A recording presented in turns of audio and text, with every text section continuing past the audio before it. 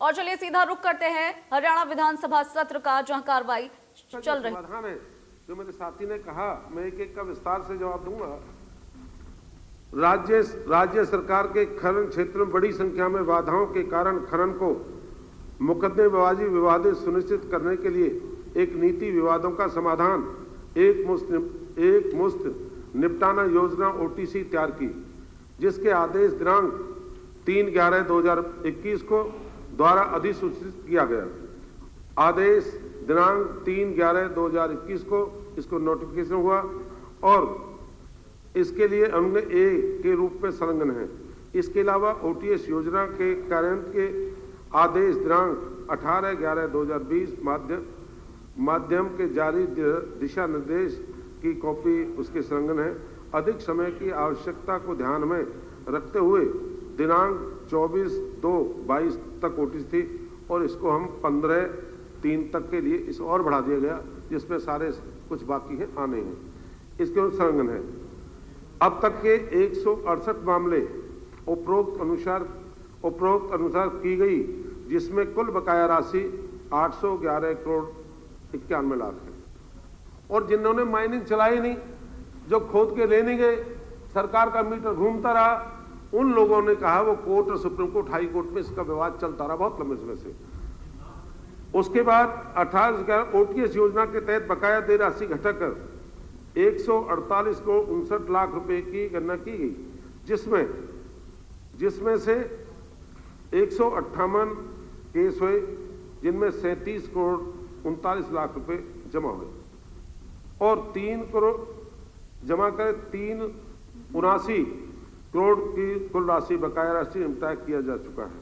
और उसमें 3 साथी ऐसे जिनको नोटिस भी नहीं दिया गया, उन पे 12 करोड़ थे, उन्हें भी 1 करोड़ 86 लाख उन्हें भी जमा कर दिया गया।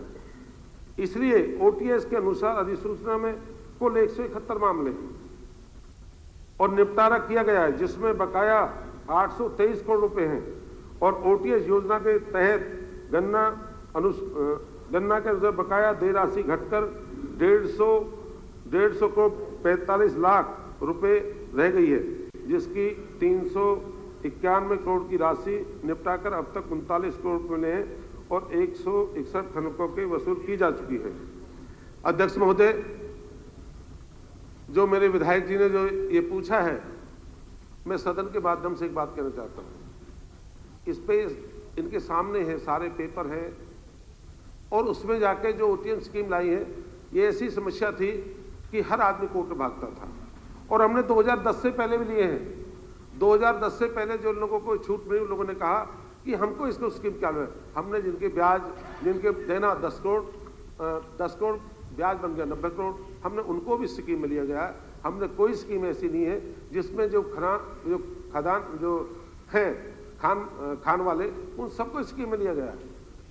और कोई ऐसा नहीं है जिसने कहा भी किस किस को लाभ मिला, कौन साथी है, कौन सी कंपनी को लाभ मिला।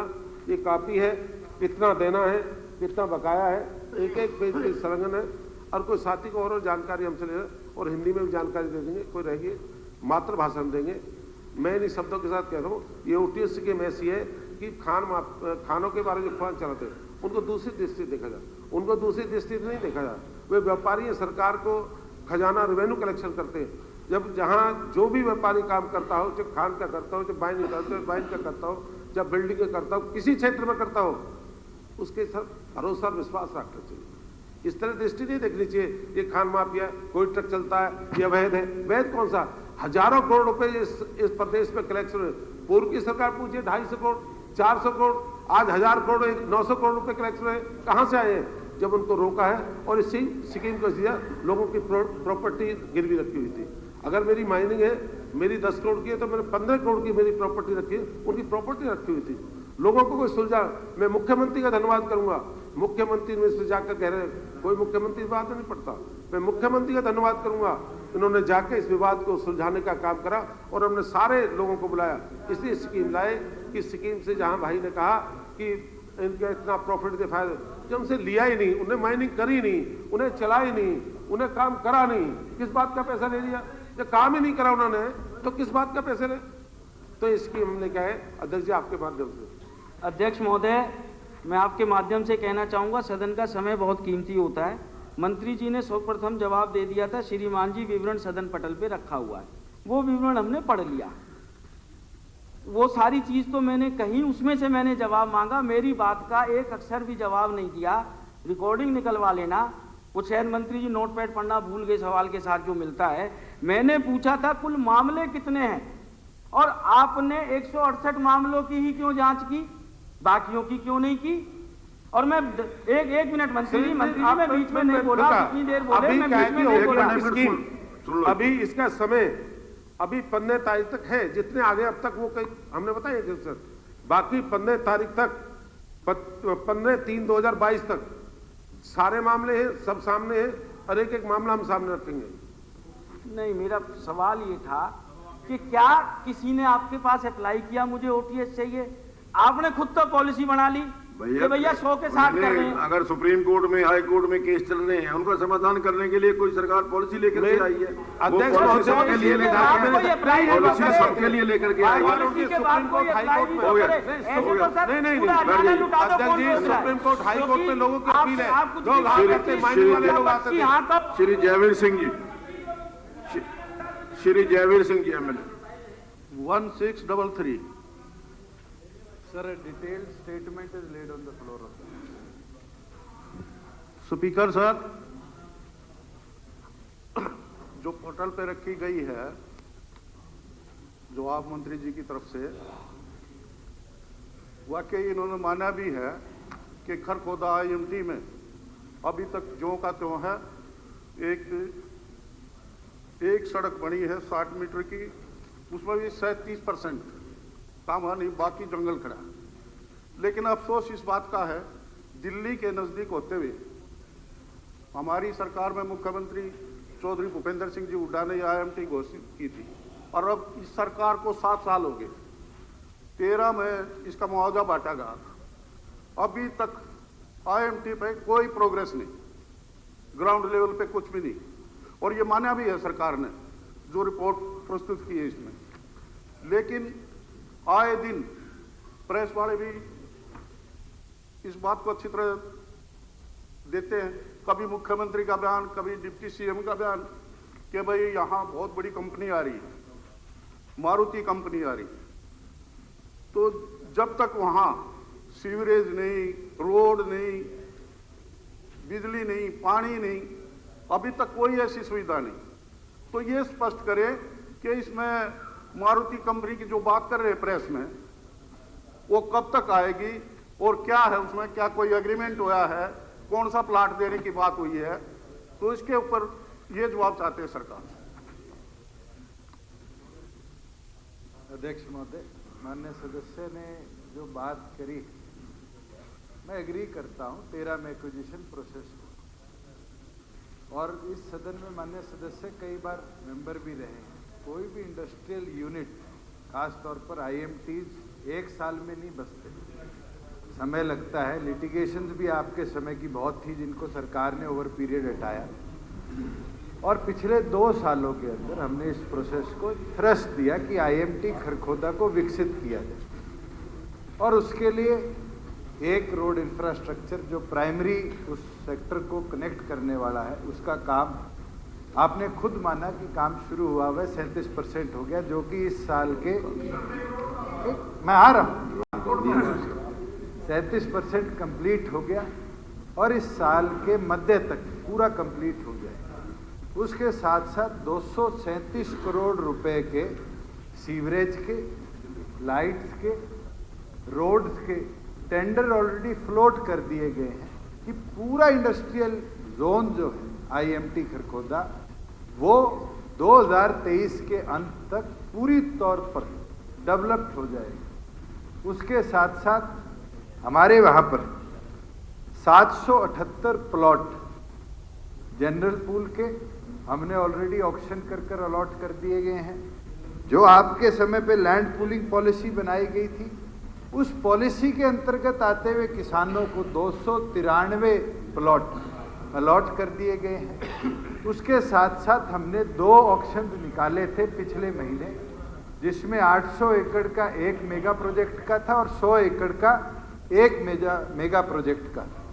और इस सदन के साथ साझा करते हुए मुझे खुशी होती है कि हमारे पास दोनों ऑक्शंस के लिए एक एक एप्लीकेंट आया, जिसके अंदर 800 एकड़ के लिए मारुति सुजुकी इंडिया लिमिटेड और 100 एकड़ के लिए हमारे पास सुजुकी मोटरसाइकिल्स प्राइवेट लिमिटेड ने आवेदन डाला है, जिसको हमारी EEC जो है कमेटी HSIDC की, वो लुक इनटू कर रही है। और जिस दिन उसकी बैठक होगी, दोनों मेगा प्रोजेक्ट्स को अप्रूवल देकर HEPB के अंदर हम लेकर अप्रूव करेंगे, क्योंकि जैसे ही ये 900 एकड़ में एक ऑटोमोटिव हब जो आने वाले समय में एक थ्रस्ट हमारे इंडस्ट्रियलाइजेशन को देगा, विकसित होगा, खरखोदा एक नए मुकाम पर पहुंचेगा। और केवल मात्र खरखोदा ही नहीं, आप खुद उठाकर देखें, जैसे गुड़गांव में मारुति आई, उसके बाद मानेसर से लेकर रोहतक तक और इस तरफ फरीदाबाद, बावल, पलवल तक तमाम इलाके के अंदर उसकी सब्सिडरीज बनी थी।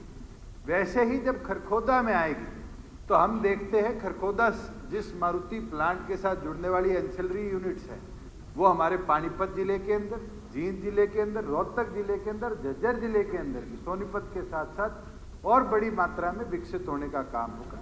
और आपको विश्वास दिला देता, आपने तो एक्वायर किया था, इसको विकसित करने का काम हम करेंगे। धन्यवाद। श्री जगवीर सिंह मलिक जी, हो गया 1782 Sir is laid on the floor of the house. Sir, speaker sir, तो जवाब दिया गया, इससे मैं बिल्कुल ही संतुष्ट नहीं हूँ। ये बहुत सीरियस मामला है, इसका मैं स्वयं भुक्तभोगी हूँ। जिस ढंग से वो किया जा रहा है वो बिल्कुल गलत तरीके से। मैं 2-4 सवाल पूछना चाहता हूँ। नंबर 1, जिन गांव के लाल डोरे का बंटवारा ऑलरेडी सिविल कोर्ट से हो चुका है, बहुत गांव ऐसे मैंने करवाए, उनको दोबारा उनकी हो रही है बंटवारा, वो कोर्ट की डिग्रियों को आप कैसे उनको बाईपास करोगे? एक तो ये, इसका पेरेंट डिपार्टमेंट कौन है जिसके अंडर हरियाणा सरकार जो है ये ड्रोन मैपिंग करवा रही है, ओनरशिप के कार्ड दे रही है, उसकी इंस्ट्रक्शंस क्या है उसके लिए? उस डिपार्टमेंट की इंस्ट्रक्शन क्या है ये वो प्रॉपर्टी को डिमार्केट करने के लिए? डिमार्केट करने के लिए उस इंस्ट्रक्शन क्या उसकी ये बताया जाए। और आपने कहा तहसीलदार को, इनको सबको ऑनलाइन ट्रेनिंग दे दी। एज पर माई इंफॉर्मेशन किसी को कोई ट्रेनिंग नहीं थी और उनका तो जिक्र भी नहीं। तो प्रॉपर्टी आईडी बना रहे हैं, कोई वो कौन सा बना रहे हैं, सक्षम वाले युवा, जिनको कोई ज्ञान नहीं, किसी का आधार कार्ड लिया, किसी के नाम से डाल दिया। मैं अपना ही बताता हूँ, मेरे परिवार की प्रॉपर्टी मेरे नाम चढ़ा रखी है सारी, मेरे 3 भाई और हैं, मेरे काका ताऊ सारे, किसी के नाम नहीं, और मेरी प्रॉपर्टी भी और किसी के नाम चढ़ा रखी थी। इधर समय ये सबके साथ होगा, ये आपने चेक कर लेना। मैंने तो बुला के, मुझे पता लगा, खाली बैठा था, मैंने वीडियो को बुला पूछा, उसने बताया जी आपके तो हो चुकी है। मैंने तब पटवारी से कांटेक्ट किया, तब देखे सारा सिस्टम गलत था। तो ये आप ये सवालों का जवाब दें, क्या प्रोसीजर अपनाया गया है, किस विभाग से है, वो बताएं आप। और ये तरीका ये सबके साथ है। और कोई और बहुत अगला क्वेश्चन फिर करूँगा, इसमें सबके लिए इन्वॉल्व है, ये सारा प्रदेश की बात है। अध्यक्ष महोदय, माननीय सदस्य ने जो बात रखी, ये प्रोसेस हरियाणा प्रदेश में पहले गांव सिरसी करनाल के अंदर 26 जनवरी 2020 को एक पायलट प्रोजेक्ट के स्वरूप में कंप्लीट किया गया था, जहां पूरे गांव के अंदर 3 बार ड्रोन फ्लाइंग कर बाकायदा जिसकी जहाँ जमीन बोलती है चूना मार्किंग कर लाल डोरे में उसके नक्शा गांव में लगाकर उसके ऑब्जेक्शंस कॉल इन करें। ऑब्जेक्शंस कॉल इन करने के बाद 30 दिन का समय दिया गया कि उसकी सुनवाई हो, उस पर फैसले लिए जाए, और जब सहमति हो तब जाके उसकी लैंड बाउंड्रीज उस प्लॉट की आईडी के साथ डिमार्केट करी जाए। इसके अंदर जॉइंटली पंचायत विभाग और रेवेन्यू विभाग का कार्य है, और ये प्रोसेस इतना आसान नहीं था। जब हमने पायलट कंप्लीट किया तो माननीय प्रधानमंत्री ने इसकी रिपोर्ट कॉल इन करी और स्वामित्व के नाम से 8 प्रदेशों में पूरे देश में इस योजना को लागू किया, जिसके अंदर हरियाणा प्रदेश में लगभग 87% लैंड एरिया की और लगभग प्रत्येक गांव की 1 बार और अधिकतम गांव की 5-5 बार सर्वे भी ड्रोन फ्लाइंग हो चुकी है और अब तक 3,93,451 लैंड आईडी कार्ड्स हमने इशू कर दिए। जहां माननीय सदस्य का स्पेसिफिक क्वेश्चन था कि इसका पेरेंट डिपार्टमेंट कौन सा है, मैं क्लैरिफाई कर दूं कि रेवेन्यू इस पूरे प्रोसेस को देखने का काम कर रहा है, क्योंकि पंचायत विभाग जहां धरातल पर काम करने का है तो वहां पर पटवारी और साथ में एससीपीओ, बीडीओ, ग्राम सचिव ये मिलकर एक टीम के तौर पर डिप्टी कमिश्नर के अध्यक्षता के अंदर इस कार्य को कर रहे हैं। जहां एक स्पेसिफिक इनने मुद्दा उठाया कोर्ट डिग्री। आज के दिन आप लाल डोरे के अंदर हैं, कोर्ट फैसला कर देता है कि इस आदमी का कब्जा है और माननीय सदस्य इस पूरी चीज से वाकिफ भी है कि गांव में जब लाल डोरे की रजिस्ट्री तो होती नहीं, कब्जा कार्रवाई होती है और ग्राम सचिव के रजिस्टर में लिखवाई जाती है और लिखा जाता है नॉर्थ से इतने नंबर, ईस्ट से इतने नंबर, वेस्ट से इतने नंबर, कितने बाय कितने का प्लॉट बनता है। और तो हरियाणा विधानसभा का सत्र अभी चल रहा है, कार्रवाई अभी चल रही है और जैसा कि अभी आपने सुना कि डिप्टी सीएम दुष्यंत चौटाला अभी विपक्ष के सवालों का जवाब दे रहे हैं। चलिए फिलहाल रुकते हैं एक छोटे से ब्रेक के लिए।